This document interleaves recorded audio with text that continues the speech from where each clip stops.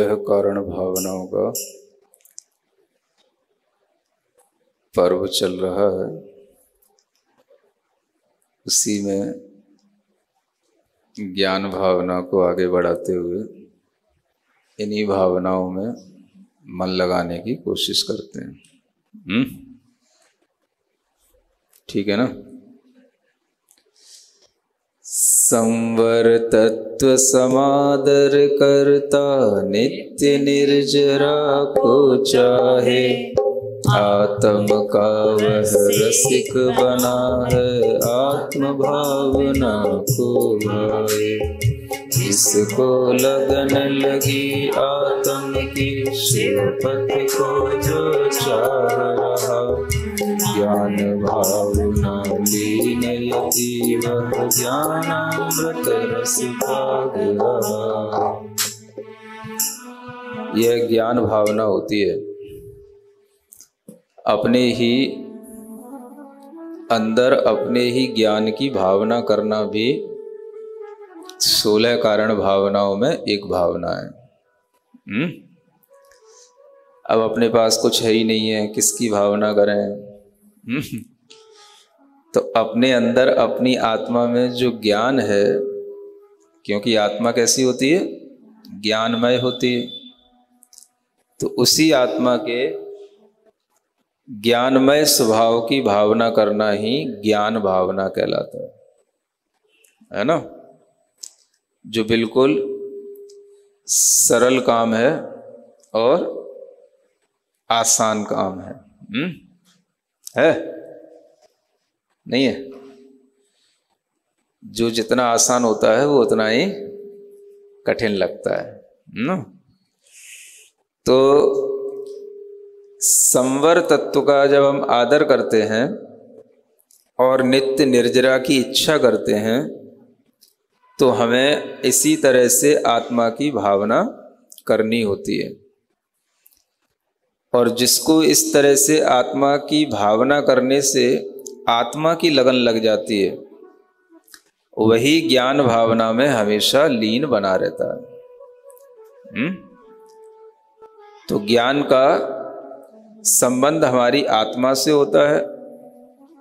तो हम अपने अंदर ज्ञान की भावना करेंगे तो भी आत्मा की भावना कहलाएगी, और आत्मा की भावना करेंगे तो भी ज्ञान भावना कहलाएगी, है ना। अब इसके लिए कोई बहुत ज़्यादा ज्ञान की आवश्यकता नहीं है। जितना आपके पास में ज्ञान है कि हाँ मेरी आत्मा है और आत्मा कैसा है? ज्ञानमय है। ये तो पक्की बात है ना। आत्मा कैसा है? ज्ञानमय है। तो पूरा आत्मा ज्ञान स्वरूपी है, ज्ञानमय है। इसलिए ज्यादा किसी ज्ञान की और डिमांड करना अनुचित है। क्या सुन रहे हो?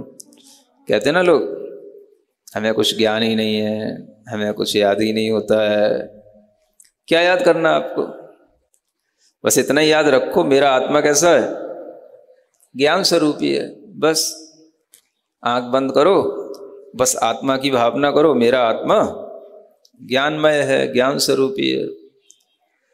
इतना ही काम का है, बाकी सब तो बिसर जाएगा, है ना। बाकी सब तो कुछ बुढ़ापा आते आते तक बिसर जाता है, और कुछ बुढ़ापा जाते जाते बिसर जाता है। नहीं समझ?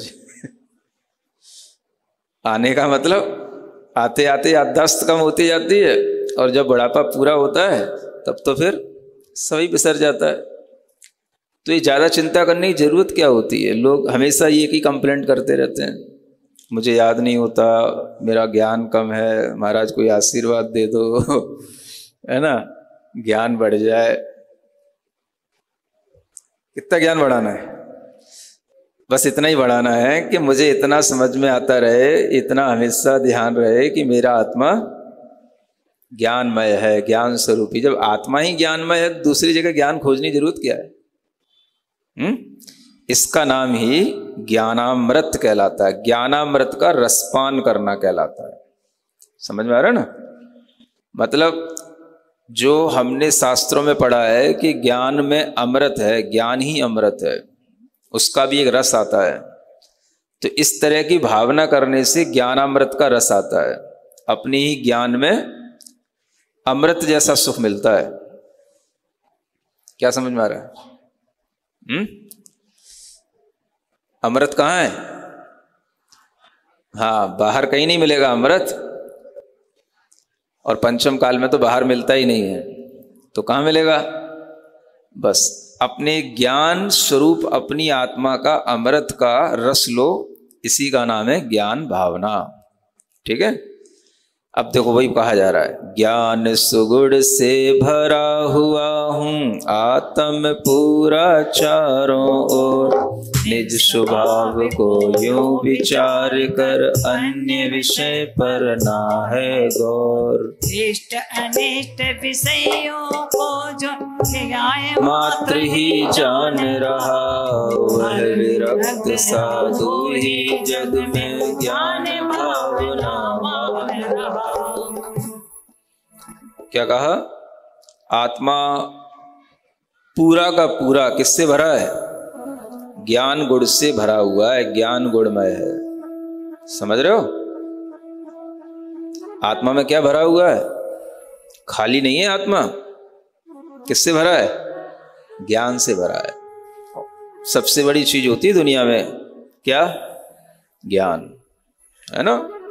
तो ऐसे ज्ञान गुण से आत्मा भरा हुआ है, पूरा भी भरा हुआ है और चारों ओर से भरा हुआ है, ऊपर से नीचे तक भरा हुआ है, आगे से पीछे तक भरा हुआ है, लबालब भरा हुआ है ना? लबालब समझते हो ना? जैसे अभी राजस्थान में बारिश हो रही है, जयपुर में बारिश हो रही है, सब लबालब भरा हुआ है ना? जहां देखो वहां पानी ही पानी। ऐसे ही जहां देखो वहां ज्ञान ही ज्ञान। आत्मा में बस दृष्टि डालो, जहां देखो वहां ज्ञान ही ज्ञान, है ना? आत्मा किससे भरा है? ज्ञान से लबालब भरा हुआ है। तो ऐसे आत्मा के अपने स्वभाव का जैसे ही हम विचार करें और अन्य विषय पर हम किसी तरह का कोई गौर ना फरमाएं, है ना? अन्य किसी तरह के विषय पर हम कोई विचार न करें, और जितना भी हमारे लिए इष्ट अनिष्ट आए, इष्ट अनिष्ट का मतलब क्या होता है? जो अच्छा लगता है वो इष्ट होता है, जो अच्छा नहीं लगता वो अनिष्ट होता है ना? जो हमारे लिए इष्ट नहीं है वो अनिष्ट हो जाता है। अब कोई भी किसी भी तरह की दुविधा आ जाती है ना? किसी भी तरह की कोई भी ऐसी कोई संयोग बन जाता है जो हमारे लिए अच्छा नहीं होता, हम नहीं चाहते वैसा हो, लेकिन वैसा अपने साथ हो जाता है, तो वो सब अनिष्ट कहलाता है ना? जो हमें अच्छा नहीं लगता फिर भी हमारे साथ होता है वो क्या कहलाता है? अनिष्ट। और जो हमें अच्छा लगता है वो होता रहे तो वो कहलाता है इष्ट। तो इष्ट अनिष्ट जो कुछ भी होता है ये सब बाहर होता है ना? आत्मा के अंदर नहीं होता। ये सब मन की मान्यता के कारण से बाहर इष्ट अनिष्ट विषय होते हैं। मन में हमने मान लिया जो हमारे लिए अच्छा था वो इष्ट है, और वो अच्छा ही खराब हो गया तो वही अनिष्ट हो गया, है ना? नहीं समझे? जैसे आपने दूध से दही बनाया, है ना? तो दही बनना था, अगर दही अच्छा थक्के वाला जम गया तब तो अच्छा लगा, इष्ट हो गया, और कहीं दूध फट गया तो क्या हो गया? अनिष्ट हो गया, है ना? तो कभी वही चीज दूध है, वही हमारे लिए इष्ट है और वही हमारे लिए अनिष्ट हो जाता है। तो इष्ट अनिष्ट विषय तो मन के होते हैं, ये सब बाहर से जुड़ा हुआ रहता है। इनको हम कैसा जाने? ये मात्र जाने, माने ये सब तो बस बाहर हो रहा है, ज्ञान इनको सिर्फ जान रहा है। इष्ट अनिष्ट की कल्पना तो केवल मन में होती है, ज्ञान का काम तो क्या है? सिर्फ जानना।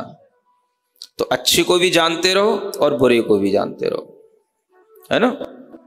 जैसे पिक्चर हॉल में अपन जाते हैं तो पिक्चर देखते रहते हैं, तो क्या करते रहते हैं, जैसा भी कुछ आता है ना, सुख दुख का कोई भी सीन आता है तो सब अपन देखते रहते हैं ना, बस ऐसे ही देखते रहो। इसका नाम क्या है, ज्ञेय मात्र की तरह उसको जानते रहना। इस तरह से जो भावना करता है वह ज्ञान भावना में लीन रहता है। समझ पा रहे हैं? सम्यक दर्शन और चरित्र में सम्यक ज्ञान प्रमुख माना, यही संभाले दोनों गुण को इसीलिए नायक माना। सम्यक दर्शन की सेवा हो या हो सम्यक चारित्र की, ज्ञान निरंतर जान रहा है ज्ञानी के मन भावन की। देखो तीन चीजें बताई गई ना, सम्यक दर्शन, सम्यक ज्ञान और सम्यक चारित्र। तो इन तीनों चीजों में बीच में कौन है, सम्यक ज्ञान, है ना। तो ये ज्ञान दोनों को संभालता है, सम्यक दर्शन को भी संभालता है और सम्यक चारित्र को भी संभालता है। इसलिए ज्ञान को बीच में रखा गया, और जो बीच में होता है वो नायक होता है। नायक मतलब लीडर। तो ज्ञान कैसा है, ज्ञान ही हर भाव का लीडर है।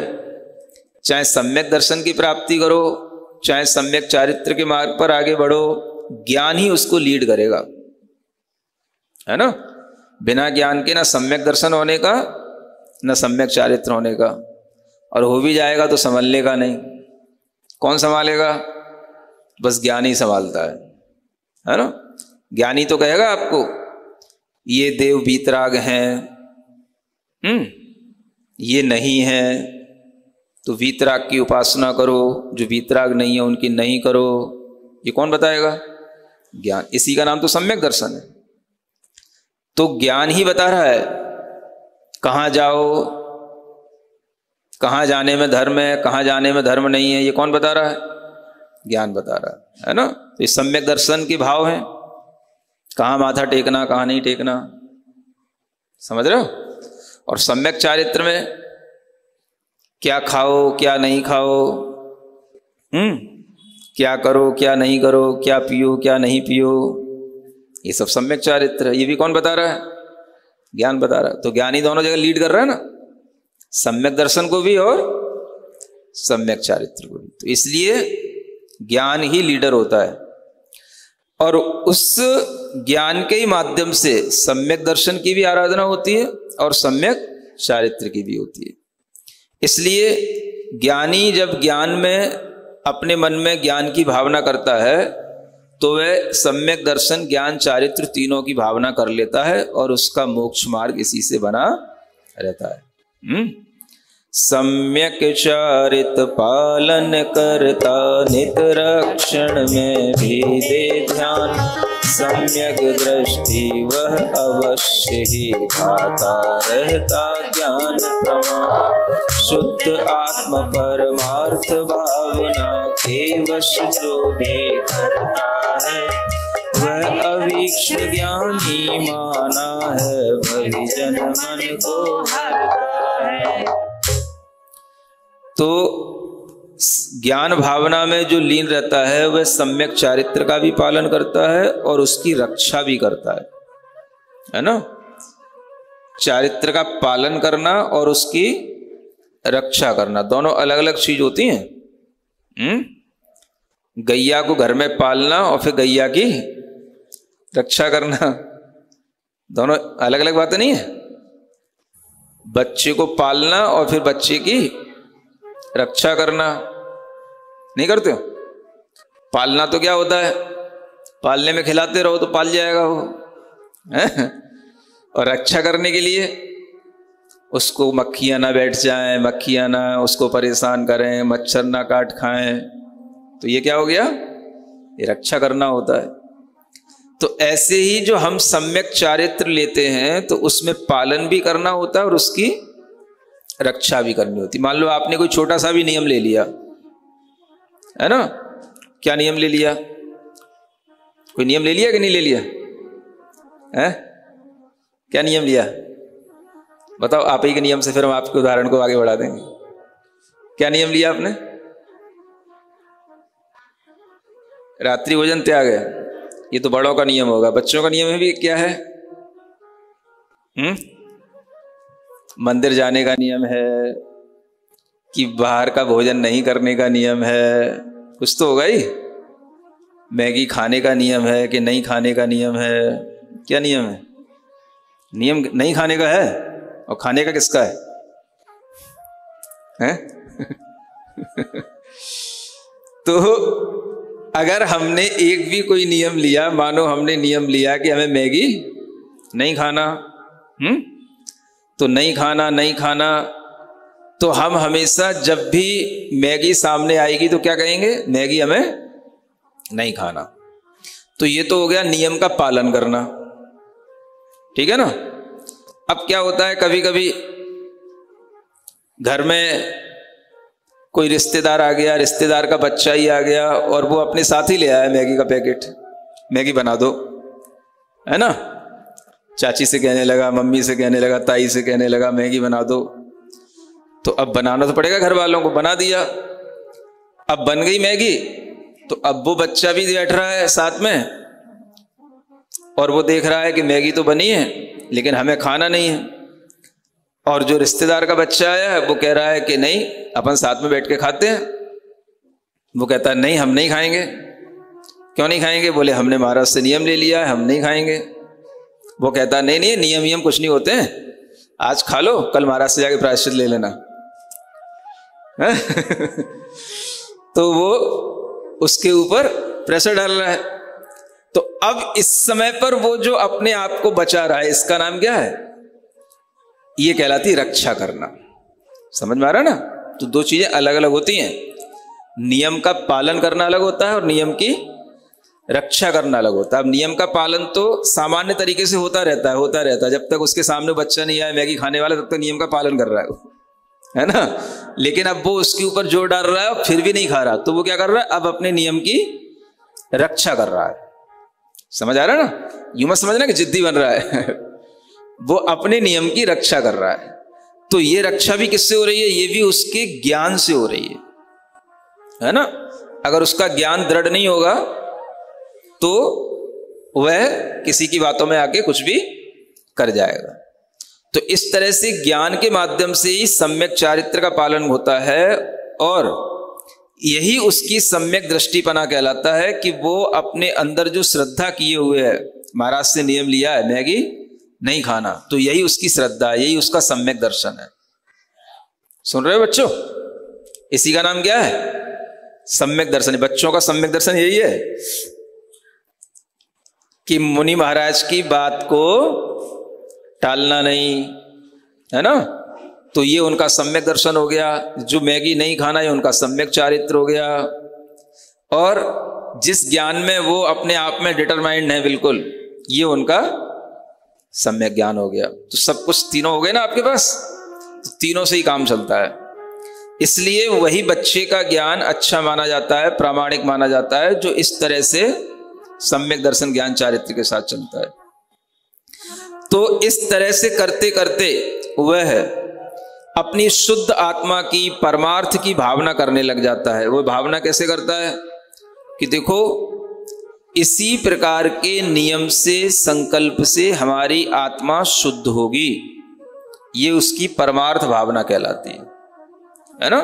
छोटे नियम लो चाहे बड़े नियम लो, तो भावना ये करना है कि हमारी आत्मा ही हमारा परमार्थ है। परमार्थ का मतलब परम अर्थ, अर्थ माने होता है पदार्थ, परम पदार्थ, उत्कृष्ट पदार्थ इस दुनिया में क्या है? तो वो हमारा आत्म पदार्थ, उसी को ही परमार्थ कहा जाता है। तो उस परम पदार्थ की भावना करके जो निरंतर अपने मन को वश में रखता है, वह अभीक्ष ज्ञानोपयोगी माना जाता है। अभीक्ष का मतलब क्या होता है? निरंतर, है ना, कंटिन्यूटी के साथ में उसके अंदर वह ज्ञान ज्ञान ज्ञान का ही भावना बनी रहती है हमेशा। तो उसको बोलते हैं अभीक्ष्ण ज्ञान उपयोग। उसका उपयोग माने उसके ही अपने अंतरंग आत्मा का परिणाम हमेशा ज्ञानमय बना रहता है। वैसे तो सिद्धांत शास्त्र में 5 ज्ञान गाए जाते, मति श्रुत अवधि मन है पर्ययो केवल ज्ञान नाम पाते। किंतु ज्ञान श्रुत भाव रूप से परिणत होता मात्र यही, इसी भाव में परिणत ज्ञानी निजानुभूति का पात्र सही। देखो सिद्धांत में ज्ञान कितने कहे गए? 5। कौन कौन से?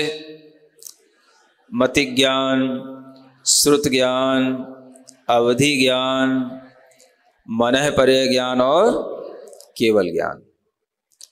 इन 5 ज्ञानों में जो दूसरा ज्ञान है जिसे हम श्रुत ज्ञान कहते हैं, है ना, ये सबसे ज्यादा काम का ज्ञान होता है। कौन सा ज्ञान? श्रुत ज्ञान। समझ आ रहा है? ध्यान किससे लगता है? तो श्रुत ज्ञान से लगता है। केवल ज्ञान किससे होता है? श्रुत ज्ञान से ही होता है। शास्त्रों को हम जो पढ़ रहे हैं, ये कौन सा ज्ञान ले रहे हैं? श्रुत ज्ञान ले रहे हैं। पढ़ करके हम जो भीतर भावना करते हैं वो कहलाता है भाव श्रुत ज्ञान। क्या बोलते हैं इसको? जो शास्त्र सामने हैं, इन शास्त्र को भी हम श्रुत ज्ञान कहते हैं। इसको कहते हैं द्रव्य श्रुत ज्ञान। इसको क्या बोलेंगे? द्रव्य श्रुत ज्ञान। और इस शास्त्र से पढ़ करके जो हमारे अंदर भाव आया वो कहलाएगा भाव श्रुत ज्ञान। समझ आ रहा है? तो काम का क्या होता है? द्रव्य श्रुत तो हमें याद रहे ना रहे, हम भूल जाएं। मानो आज आपने ज्ञान भावना पढ़ी, ठीक है ना, अब एकदम से हम आपसे पूछ बैठे, बताओ आपको क्या क्या आपको याद रह गया, क्या आपके मन में रह गया? लाइन तो कोई याद नहीं रही। इतनी सारी लाइनें पढ़ ली हमने, 16-18 लाइनें पढ़ ली, एक भी लाइन तो याद नहीं हुई। कुछ तो याद रह गया कि महाराज ने क्या बताया, कुछ तो याद रहा ना, क्या बताया? बोलो बोलो। है? बोल बोल, बच्चा बोल रहा है। क्या बोल रहा है? ढंग से बोल। सम्यक ज्ञान लीडर है जो बच्चों को याद हो गया। और बताओ किसको क्या याद हो गया? हाँ, जिसको जो समझ आ गया। अगर छोटे से बच्चे को, कितने साल का है? 8 साल का है, उसको इतना याद हो गया कि सम्यक ज्ञान लीडर है, दैट इज इनफ। समझ आ रहा ना? अब आपको क्या याद हो गया ये बताओ? है? बोलो तो। आत्मा ज्ञानमय है, एक को ये याद हो गया। तो ये जो आपको थोड़ा सा आभास रह गया, माने लाइनें सामने से हटा दो, शास्त्र सामने से हटा दो, अब आपके दिमाग में जो रह गया कि हाँ ये जो हमने अभी पढ़ा था उसमें क्या अपने अंदर भाव भास रहा है? आत्मा ज्ञानमय है, महाराज ने कहा था आत्मा ज्ञान से लबालब भरा हुआ है। अगर इतना सा ही स्मरण रह गया तो इसी का नाम है भाव श्रुत ज्ञान। समझ आ रहा है? द्रव्य श्रुत ज्ञान की उपयोगिता नहीं है ज्यादा, उपयोगिता किसकी है? भाव श्रुत ज्ञान की। तो लोग इसको रटने में पड़े रहते हैं। किसको? द्रव्य श्रुत को रटना है, रटा नहीं जाता, याद नहीं होता, तो फिर परेशान होते हैं, हमें याद नहीं हो रहा, याद नहीं हो रहा। जरूरत ही क्या है याद करने की? याद कितना रखना है? बस इतना ही ध्यान रखना है, सम्यक ज्ञान लीडर है, आत्मा ज्ञान स्वरूपी है और आत्मा ज्ञान से लबालब भरा हुआ है। बात खत्म, बस उसी में अपना मन लगाओ। ये सब क्या हो गया? इसका नाम है भाव श्रुत ज्ञान। अगर हमने सब पढ़ भी लिया और भीतर से हमारे अंदर कुछ भी भाव श्रुत की भावना नहीं हुई तो फिर हमें कुछ भी अनुभूति नहीं होगी, है ना? तो जो भीतर से अनुभूति होती है, जैसे हम कहते हैं एक भीतर से हमारे अंदर ऐसी फीलिंग आ रही है, हाँ ज्ञान भावना करने से ऐसा लग रहा है जैसे हम ज्ञान का अमृत कुछ भीतर से प्रकट हो रहा हो, चख रहे हो, तो ये फीलिंग आपको भाव श्रुत ज्ञान से आएगी। सुन रहे हो कि नहीं? हाँ जी, कुछ तो बोला करो। जो कुछ हमें दिखाई देता वह पदार्थ मम रूप नहीं। मैं शरीर ना वचन रूप ना कर्म रूप मन रूप नहीं। मैं आत्म हूँ ज्ञान मात्र हूँ नित्य भावना में लवलीन। ज्ञान मात्र उपयोग मात्र रस ज्ञानी पी पी होता पीन। है ना? देखो एक अलग ही दुनिया है ना? और इस दुनिया में दुनियादारी से मतलब नहीं होता, इसमें सिर्फ समझदारी से मतलब होता है। क्या सुना? ज्ञानी आत्मा की अपनी दुनियादारी अलग होती है, उसको समझदारी उसकी अपनी दुनियादारी है, उसे दुनियादारी से मतलब नहीं होता। तो वह एक अलग ही तरह का अपना एटीट्यूड रखता है, अलग ही तरीके की उसकी नॉलेज होती है, और इस कारण से उसकी सोच उसके विचार सब कुछ अलग होते हैं। ज्ञानी क्या सोचता है? जो कुछ हमें दिखाई दे रहा है वह मेरा रूप नहीं है, मेरा रूप नहीं है वो। चाहे मेरा शरीर हो चाहे किसी दूसरे का शरीर हो, यहां तक कि जो हम अपने वचन बोल रहे हैं, जो भाषा बोल रहे हैं, वह भी मेरा रूप नहीं है।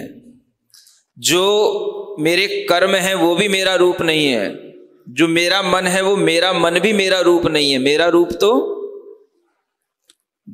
आत्म रूप हूं मैं, और आत्मा ज्ञान रूप है। तो मेरा रूप कहां है? ज्ञान में है। समझ आ रहा है? रूप होगा तो सौंदर्य भी होगा। नहीं समझ आ रहा? तो हमारा रूप सौंदर्य कहां है? शरीर में नहीं है, मन में नहीं है, वचन में नहीं है, कर्म में नहीं है। हमारा रूप सौंदर्य किसमें? हमारी अपनी आत्मा रूप सौंदर्यमय है। हमारी अपनी आत्मा ज्ञान रूप है, वही हमारा रूप है, वही हमारा सौंदर्य है। समझ में आ रहा है? इसलिए वह अपने उपयोग में सिर्फ ज्ञान मात्र का रस पीता है, और उस ज्ञान भावना से ही वह अपने आप में पुष्ट बना रहता है। पीन का मतलब होता है पुष्ट बनना। पुष्ट समझते हो? एक तरह से उसका नरिशमेंट है ना, बाहर की चीजों से नहीं होता। किससे होता है? अपनी ऐसी इनर नॉलेज से होता है बस। माइंड भी उसका इंक्लाइंड होगा टुवर्ड्स नॉलेज। उसका माइंड हमेशा कहां? Towards our soul, and soul is fulfil with knowledge. समझ आ रहा? तो बस वो उसी नॉलेज में ही अपने माइंड को, अपने आप को उसी में ही डाइवर्ट करता रहता है। और जब वो अपने में अपने को ही डाइवर्ट करता रहेगा, बार बार उसी को ही पिएगा, उसी में ही रहेगा, तो उसे बाहर के सुख दुख से कोई फर्क नहीं पड़ेगा। तो बाहर के दुखों को जीतने का ये तरीका उसके अंदर आ जाता है। इसलिए बाहर का कोई दुख उसे दुख नहीं दे सकता। जब जब उसके लिए लगे कि कुछ कोई हमें दुख देने वाला है, तो बस वो क्या करता है? अपने ज्ञान रस को पीने लग जाता है। मैं शरीर नहीं, मैं किसी का नहीं, मेरा कोई नहीं, मैं तो अपने आत्म ज्ञान रूप हूं। बस इस विचार से उसके अंदर क्या आ जाता है? एक दुख के समय पर भी सुख आ जाता है, गम के समय पर भी खुशी आ जाती है। उसी का नाम ज्ञानी कहलाता है। सुन रहे हो ना? ज्ञानी ज्ञेय विश्व इस ज्ञानात्म के दर्पण में आ स्वयं गिरे। विश्व ज्ञेय से बड़ा ज्ञान है, इसमें क्या आश्चर्य है। ज्ञान मात्र का आश्रय लेकर भाव कलुषता न्यून करे। ज्ञान योग उपयोग लगाकर ज्ञानी ज्ञान स्वभाव करे। ये जितना भी विश्व है, ये सब हमारे ज्ञान का ज्ञेय कहलाता है। ज्ञेय माने जानने योग्य। और जो जानने वाला है वो क्या कहलाता है? वो ज्ञान कहलाता है। समझ आ रहा ना? ज्ञान क्या है? जानने वाला। और ज्ञेय क्या है? जिसको हम जान रहे हैं। तो सारा विश्व हमारे लिए एक ज्ञेय होना चाहिए, और ज्ञेय ही होता है। बस जानने में आए, लेकिन उसको जानते हुए हम दुखी सुखी ना हो, और ऐसे जाने जैसे दर्पण के सामने जो भी चीज रख दी जाती है वो उसके अंदर रिफ्लेक्ट हो जाती है। बस ऐसे ही हमारे सामने कोई दुख आ गया तो बस दुख को हमने जान लिया, हाँ इनने मुझसे बुरा बोल दिया, बस ठीक है। इससे ज्यादा नहीं कि मैंने बुरा मान लिया। क्या सुना? ज्ञानी क्या जानता है? इनने मुझसे, वो ये भी नहीं कहेगा बुरा बोल दिया, इनने मुझसे कुछ बोल दिया, बुरा अच्छा उसके दिमाग में होता ही नहीं है, और ये मानता ही नहीं है कि मैंने कुछ इनका बुरा मान लिया। क्योंकि अगर कोई बुरा बोल भी देगा वह तब तक आपको हिट नहीं करेगा जब तक कि आप उसको माने नहीं। क्या समझ आया? किसी ने बुरा बोला और आपने उसको मान लिया तो आपको चोट लगेगी, और आपने उसको माना ही नहीं, बस वो बोल रहा था, उसने कुछ बोल दिया, उसने कुछ बोल दिया, उसने कुछ बोल दिया, मैंने सुन लिया, माना मैंने कुछ नहीं। तो क्या होगा? आप इस विश्व के हर एक पदार्थ के ज्ञाता मात्र बने रहेंगे, है ना? और यही ज्ञान आपको भीतर कलुषता से रहित बनाए रखेगा। आपके अंदर कसाय पैदा नहीं होगी, कालुष्य पैदा नहीं होगा, है ना?